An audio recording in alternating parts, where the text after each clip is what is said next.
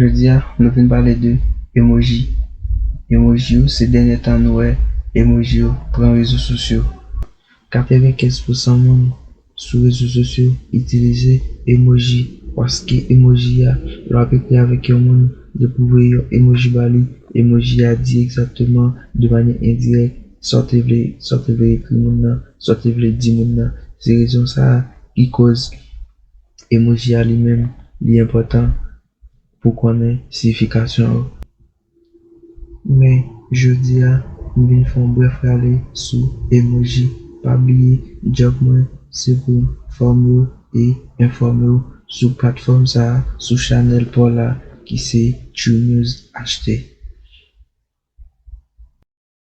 Nou wal to presi. Si nap komanse pale de emoji, nou met fe 1 a 6 mwa, nou pap fin pale de emoji. Jodi a nap pran emoji ke yo.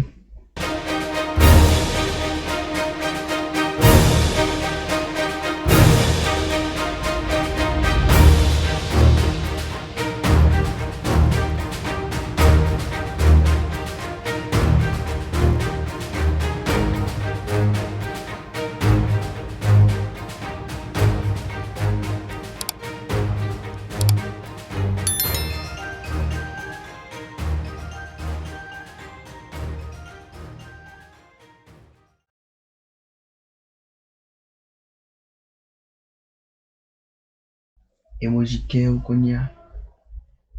Mwen make anpil moun pa tro kon signifikasyon emoji ke yo.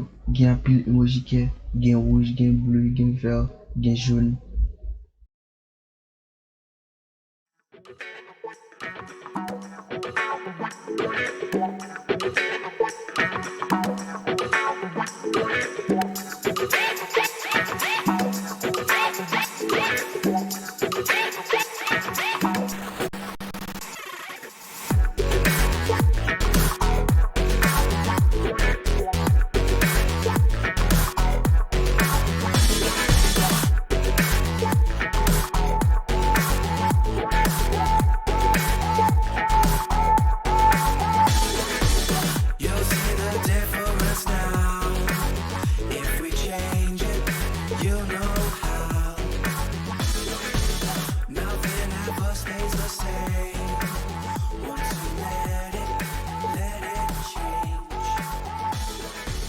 It's like a family tree, part of you and part of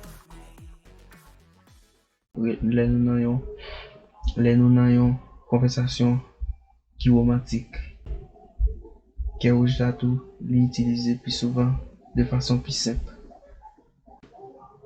Normalman, ke rouge la li men li pis itilize pou le wap fe yon deklarasyon d'amon.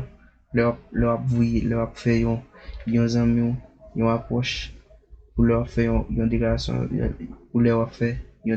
d'amon, li plis itilize nan fèt maman.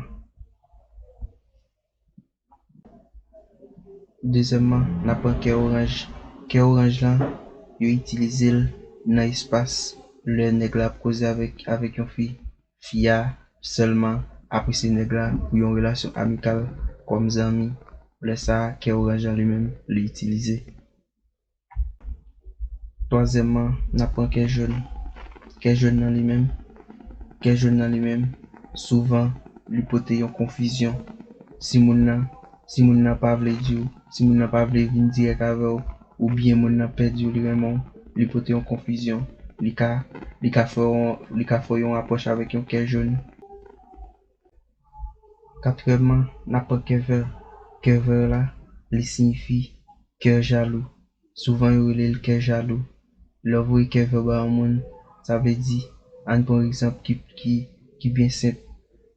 Le wap koze avek yon fi ki gen menaj, e pi fiya li men, li vle entame yon aventure ava ou, yon relasyon ava ou, li vwe ke vert ba ou, sa vle di, relasyon li gen pa vreman serye, relasyon li gen son relasyon jalouzi, relasyon li gen li vle kitel. C'est ça qu'elle veut dire. Son relation qui gagne pile problème. Que veut là, c'est ça qu'elle veut dire. Que jaloux. Cinquièmement, n'a pas que bleu. bleu, c'est un synonyme de loyauté. Le envoyer cœur bleu ba un monde, ça veut dire ou gon confiance totale, ou gon confiance totale. C'est un symbole fidélité tout.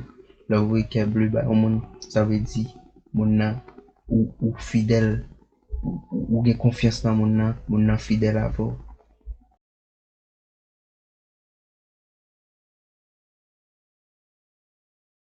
L'on utilise leur parler avec ménagou, lui veut dire attirance sexuelle. L'on utilise leur parler avec parents, lui veut dire respect. Cœur violet. Cœur noir.